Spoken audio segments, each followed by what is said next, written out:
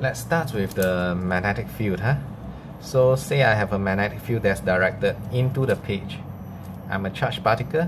Let's say I had an initial velocity that's rightward, so it's perpendicular to the magnetic field. So I'm going to experience a magnetic force, and this magnetic force will provide the required centripetal force for me to go round and round in a circle. Okay? If I had an initial velocity that's parallel to the magnetic field, say like this, then I will not be experiencing any magnetic force. If I don't experience any force, I just continue with my current motion. So the motion will be along a straight line. Let's move on to electric field. Let's say I have an electric field that's rightward. For convenience, let's talk about a positive charge. For electric force, I don't even need the charge to move, right? As long as I'm in the electric field, it doesn't matter whether I'm moving perpendicular, parallel, whatever, I'm going to experience the electric force. So let's say I started with an initial velocity that's towards the right, parallel to the electric field. So I'm going to experience a constant electric force to the right, so I'll speed towards the right along a straight line.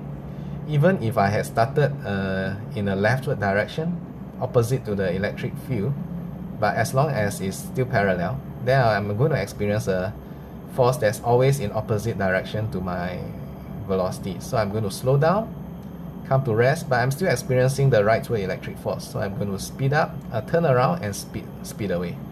But all this motion will still be along the same line.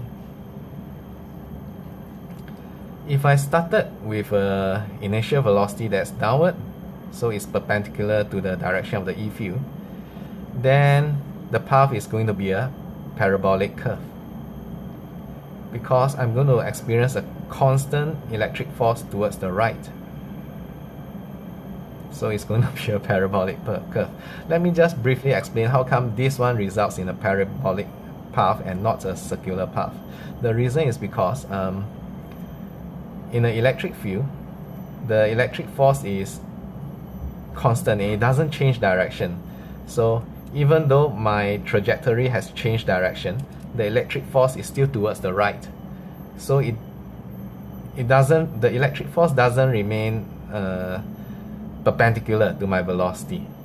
So it stops being a centripetal force. That's why it's not a circular motion. Whereas for a magnetic field, as I turn, the magnetic force is also going to change direction and it will remain perpendicular to my velocity all the time. That's why this results in a circular motion and not this. Okay, that's all I have to say. Ta-ta!